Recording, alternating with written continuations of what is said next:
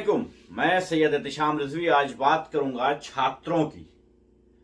बटोगे तो कटोगे, इस अपार सफलता के बाद अब पढ़ोगे तो पिटोगे तक आ गए हैं। जी हां, इलाहाबाद में कुछ छात्र प्रदर्शन कर रहे हैं। प्रदर्शन हर सरकार में होते हैं, छात्रों के हों, किसानों के हों, महिलाओं के हों या किसी और के हों। प्रदर्शन इस देश में कानूनी संवैधानिक तरीके से गलत नहीं माना गया है, लेकिन इस सरकार में यह गलत माना गया है। इस सरकार में अगर आप प्रदर्शन कर रहे हैं तो आपको लाठियों से स्वागत किया जाएगा, आपको लहू लहान किया जाएगा। वन नेशन वन इलेक्शन कहने वाली सरकार दो परीक्षाएं एक साथ नहीं करा सकती है। छात्रों का कहना है कि 5.5 लाख छात्र हैं और वो एक साथ पेपर कराने की मांग कर रहे हैं, क्योंकि वो कहते हैं कि अगर पेपर 2 दिन हुए तो इसमें धांधली के मामले सामने आएंगे, जैसे अभी तक लगातार आते रहते हैं। छात्रों की मांग पर बात भी की जा सकती थी, उनके लीडरों से या उनके नेताओं से मिल करके बात की जा सकती थी। छात्रों से बात करना कोई गलत नहीं होता है। वो क्यों ये बात कह रहे हैं इस पर ध्यान जरूर जाना चाहिए था, लेकिन ऐसा नहीं हुआ, बल्कि उनके दौड़ा दौड़ा कर उनको पीटा गया। हद ये हुई कि कई छात्र बेहोश हो गए हैं। जी हां, लाठियों से पीटना कोई बड़ी बात नहीं है। इस सरकार में चाहे किसानों के लिए रास्ते रोकने हो, उस रास्ते में लोहे की राड लगानी हो, सड़कों पे कीले लगानी हो, या छात्रों को लहूलुहान करना हो, इस सरकार में यह सब मामूली बात है। यह सरकार सिर्फ और सिर्फ एक धर्म के लोगों को आगे बढ़ाने के लिए है, ना कि एजुकेशन के लिए। यह सरकार कहती है कि आप बेरोजगार हो जाएं, मस्जिदों के सामने आकर के डीजे बजाएं और उसके बाद मुसलमानों को गालियां दें। अगर आप पर मुकदमा होगा तो उसकी जिम्मेदारी सरकार लेगी। आप बलात्कार करें, अगर आपको पकड़ लिया जाएगा तो हम उस पुलिस वाले को ही सस्पेंड कर देंगे जो आपको पकड़ेगा, क्योंकि अगर आपने बलात्कार किसी मुस्लिम का किया है तो आपको आजाद कर दिया जाएगा। यह सरकार यह भी कहती है कि मुसलमान की बेटियों को फंसाओ, शादी करो, उसके बाद उनको छोड़ दो या मार दो, तुम पर कुछ नहीं होगा।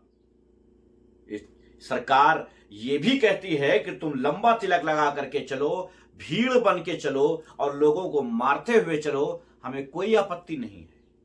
लेकिन हमें आपत्ति तब होती है जब आप पढ़ाई की बात करते हैं, जब आप रोजगार की बात करते हैं, हमें आपत्ति तब होती है। बहुत सारे संगठन हैं, बहुत सारे ग्रुप्स हैं जो लगातार इन कामों में आगे बढ़ते जा रहे हैं, लेकिन सरकार इन पर रोक लगाने के बजाय इनको और ज्यादा आजादी दे रही है। लेकिन जब मामला छात्रों का आता है तो इनको लाठियां मिलती हैं। लगातार फीस बढ़ाई जा रही है। जिनकी फीस हजारों में होनी चाहिए थी, उनकी फीस लाखों में हो गई है। जेएनयू हो या जामिया, एएमयू हो या बीएचयू, लगातार यहां मामले सामने आ रहे हैं। पुलिस की लापरवाही, कैंपस में घुस के लाठीचार्ज करना हो, या फिर बीएचयू जैसे में एक लड़की जो पढ़ रही थी जिसका बलात्कार हुआ, उसके अपराधियों को छोड़ देना हो, जमानत पर रिहा कर देना हो और उनके माल्यार्पण करना हो, इसमें हमारा देश पीछे नहीं है। आपको याद होगा बीएचयू में जो बलात्कार हुआ था, 3 लड़के गिरफ्तार हुए थे, बाद में उन्हें आजाद कर दिया गया था और वो हरियाणा में भाजपा के लिए वोट मांगते नजर आए थे, उनके माल्यार्पण हुए थे। अब वो लड़की सुसाइड के लिए कह रही है। अब उस लड़की का कहना है कि हम कोर्ट से अपील करेंगे कि हम सुसाइड करना चाहते हैं, क्योंकि हमारे अपराधी खुलेआम सड़कों पर घूम रहे हैं, उनको सजा नहीं मिली है, हमें इंसाफ नहीं मिला है। आपको याद होना चाहिए कि बीएचयू में जब 3 लड़कों के नामजद रिपोर्ट हुई थी, उसके बाद उनको जमानत पर रिहा कर दिया गया था और वो हरियाणा में भाजपा के लिए चुनाव मांगते, वोट मांगते नजर आए थे। इस देश में कोई बड़ी बात नहीं है अगर आप पर लाठियां बरस रही हैं। हमें डर है कि इन नौजवानों को, इन छात्रों को कहीं गिरफ्तार करके जेल न भेज दिया जाए या इनके घरों पर बुलडोजर न चला दिया जाए। ये भी हो सकता है कि इनके कॉलेज यूनिवर्सिटी पर भी बुलडोजर चला दिया जाए, क्योंकि बुलडोजर बाबा के नाम से जाने जाने वाले योगी महाराज सिर्फ एक धर्म के लिए बोलते और बात करते नजर आते हैं, क्योंकि उनका मकसद एक धर्म को बढ़ावा देना है, किसी छात्र को नहीं, किसी एजुकेशन सिस्टम को नहीं। फीस लगातार लाखों में चली गई है, जो हजारों में होनी चाहिए थी वो लाखों में हो गई है, लेकिन इससे किसी को कोई फर्क नहीं पड़ता है, क्योंकि लोग अपने बच्चों को बाबा बनाना चाहते हैं। जी हां, आज आप देखेंगे कि 8 साल का बच्चा, 10 साल का बच्चा बाबा बना घूम रहा है। एजुकेशन का कोई नाम, कोई सिस्टम बचा ही नहीं है। और क्यों ही बचे, जब सिस्टम ये हो जाए कि लाठियां बरसेंगी तो कौन पढ़ना चाहेगा और कौन अपने बच्चों को पढ़ाना चाहेगा। ये देश जहां सबसे सस्ती एजुकेशन होनी चाहिए, जहां का कानून ये कहता है कि यहां पर शिक्षा बिकाऊ नहीं है, आप ये प्रॉफिट नहीं ले सकते हैं, शिक्षा में आप एजुकेशन में प्रॉफिट नहीं ले सकते हैं, उस देश में लाखों की फीस करके हजारों गुना महंगाई बढ़ा करके हजारों गुना फायदा उठाया जा रहा है, लेकिन यह भी कानूनी तरीके से सही बताया जाता है। खैर, आपने देख लिया होगा कि किस तरीके से छात्रों की पिटाई हो रही है, उन्हें लहूलुहान किया जा रहा है, बेहोश हो रहे हैं छात्र। कोई बड़ी बात नहीं है, ये हमारे देश में होता है और क्यों ना हो, ऐसा ही होना चाहिए।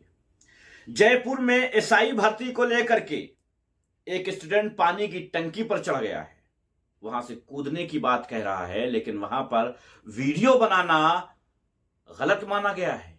पुलिस वाले ना ही वहां पर मीडिया को जाने दे रहे हैं, ना ही किसी को वीडियो बनाने दे रहे हैं, ताकि ये बात दूर तक ना फैले। एसआई की भर्ती को लेकर के, यानी पुलिस की भर्ती को लेकर के एक आदमी चढ़ता है और पुलिस ही उसकी वीडियो बनाने से रोक रहा है। शायद ये आदमी जब एसआई बन जाएगा उसके बाद ये भी यही करे, क्योंकि हमारे देश का सिस्टम ही यही है। सिस्टम ये है या सिस्टम ये बनाया गया है, ये कोई बड़ी बात नहीं है। आखिर में एक खबर आपको और बता देते हैं, उसके बाद अलविदा।